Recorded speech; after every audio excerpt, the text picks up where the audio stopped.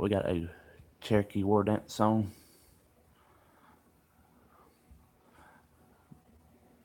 But I figured to play it to let you know what a Cherokee war dance song sounds like.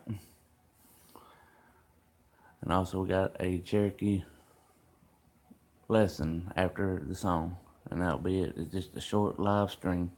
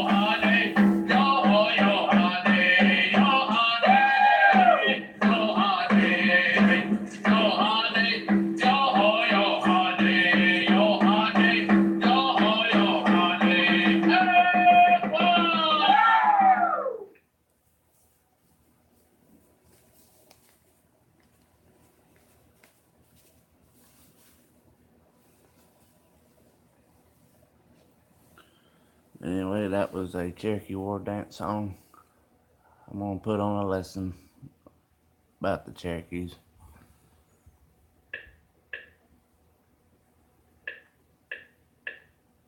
Yes, I am using YouTube.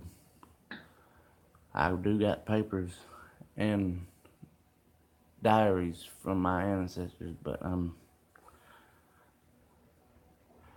one of my other family members has them.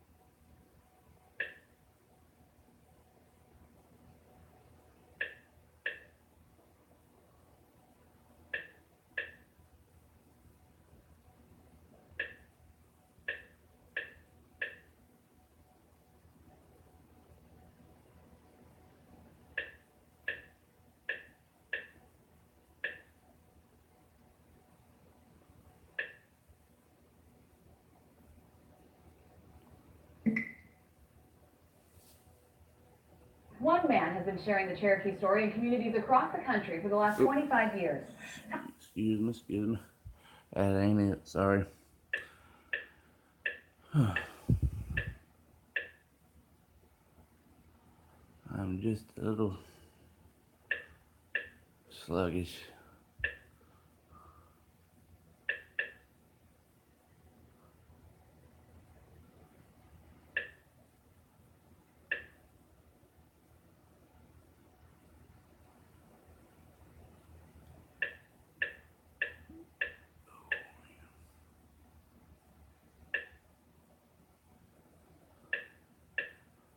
If I can find it. Oh, Lordy.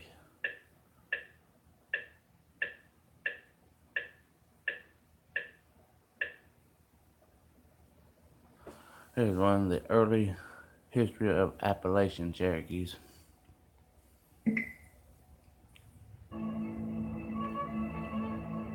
I know about it, but Early in the 17th century, a small number of Europeans began to explore and settle this great wilderness.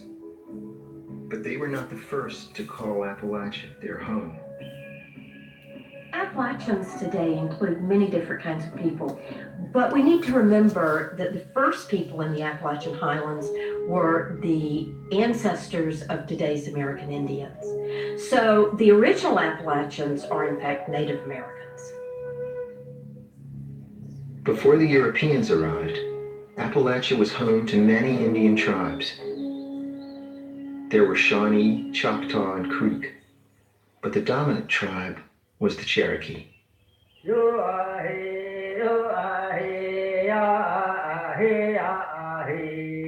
These were very complex cultures. They were grounded in a belief system that tied human beings to a particular place.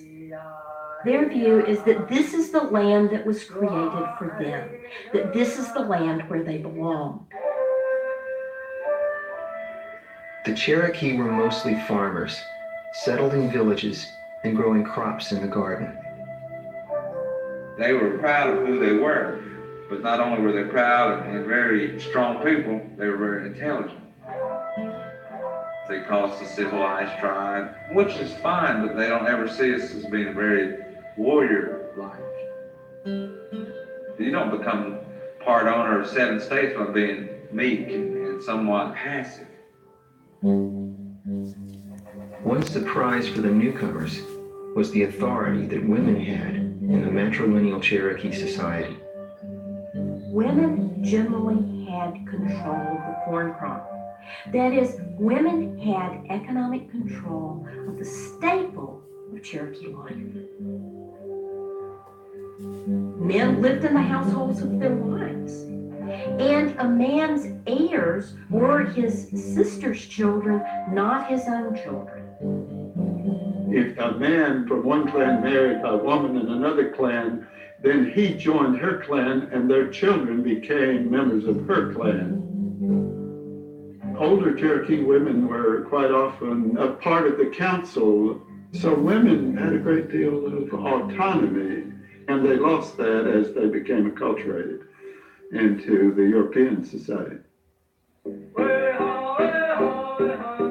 Kinship was all important to the native people. If a member of one tribe was killed by a member of another, this was a cause for war.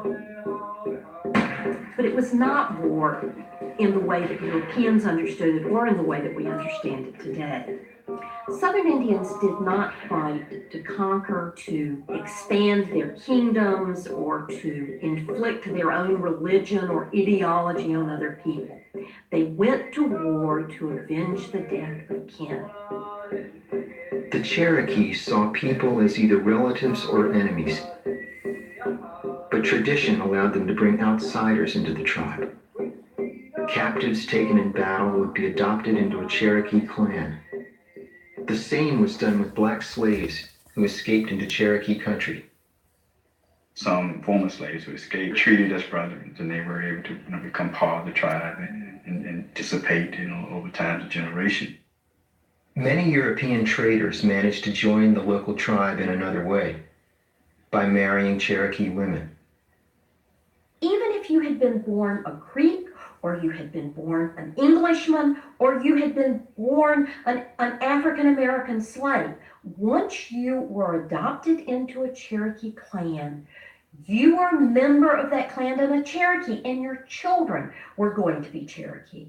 That is, race as Europeans came to understand it had very little meaning in 18th century Cherokee society.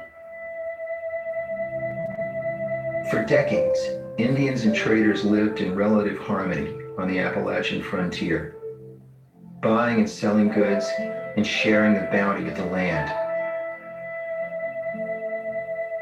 But for many back in Europe, life was growing more and more oppressive. Open territory in the New World was very inviting to people seeking freedom, independence, and a piece of land to call their own.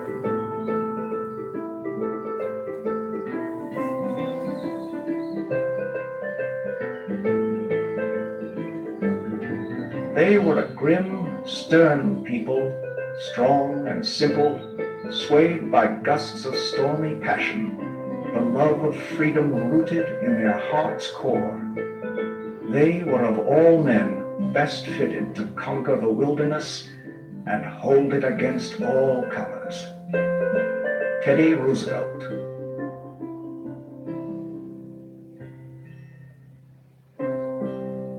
It was in the 1730s that the ancestors of today's Appalachians began streaming into the mountains. To escape hard times, they came from Germany, England, and Wales. But the group that would become most prominent in the mountains started their journey off the rugged coast of Northern Ireland. Oh, the day I parted away from you, in sorrow, grief, oh, and trouble too. Oh, you gave to me, oh, the parting hand, and you wished me safe in old Cumberland land. A bit of Irish history accounts for the Exodus. 100 years earlier, King James of England had grown tired of battling rebellious Scots in the lowlands. The king thought he could use the Scots as a hedge against the bothersome Irish, so he offered them free farmsteads in Ulster, in the north of Ireland. What better thing to do than to get some of the borderland Scots, who were always giving you trouble, to go over and whoop up on the Irish? So they took advantage of it, moved to Ulster, got farms, and they became known as Scotch-Irish. For about 100 years, the Scotch merged with the Irish. They mixed their words, they mixed their phrases, they mixed their horse racing love. They took, in many ways, the best qualities of both people. After a century in Ulster, the Scotch-Irish were suffering religious persecution, rising rents, and bad harvests. Tens of thousands moved on to a second migration to the New World. This hybrid culture took root in the southern mountain wilderness of Appalachia. Oh, but thank the Lord, good health we found. We've all got here, both safe and sound, and here in peace, so we hope to be with the Indian tribes in old Tennessee. The Scots-Irish were very quick to be among the first settlers who actually made their permanent home in the mountains. Those mountains that had the funny smoky look in the morning. When we were got up to the top of the mountain and sat down very weary, we saw very high mountains lying to the north and south as far as we could discern. It was a pleasing, though dreadful sight, to see mountains and hills as if piled one upon the other. Robert Fallon, 1671. Now I've nothing strange all to write to you.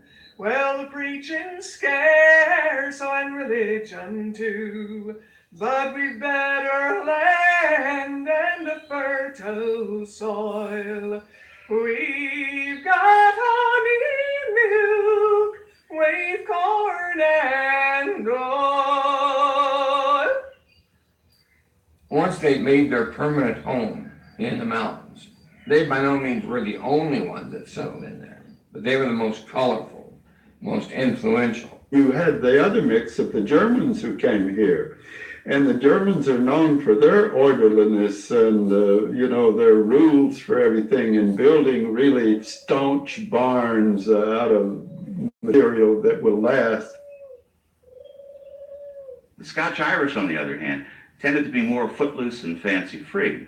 And the Scotch-Irish also were more hot-tempered than the Germans. And so when the Indians attacked, you wanted Scotch-Irish there because they were terrific fighters. But when the Indians weren't there, the Germans were just as happy not to have the Scotch-Irish around. It was said at the time that whereas the English, when they got to America, would build a church, the Germans would build a barn, but the Scotch-Irish would build a whiskey still.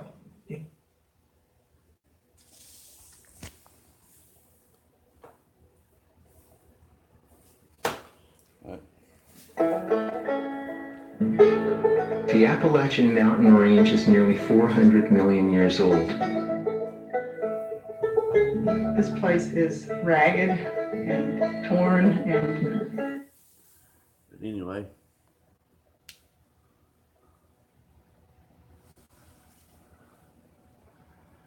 It was some type of lesson, but that's what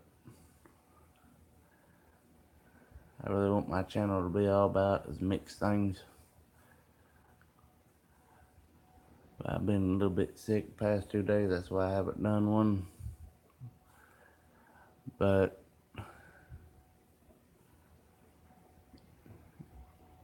the Scotch-Irish is what I have in me, because they mixed into the Cherokee people.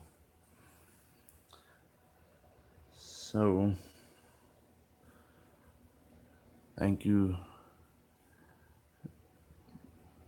Mountain Scratcher, Georgia Gambler, Baby Doll, Free Spirit, Night Rider. Let's see what else. Thank you, Donna Maker Money, whatever. I forgot your name, for laying a comment down on the bottom. Yes, I'm trying. I'm just going to be myself. But that is all I'm going to do this morning. God bless y'all. If y'all working, be safe. Peace out.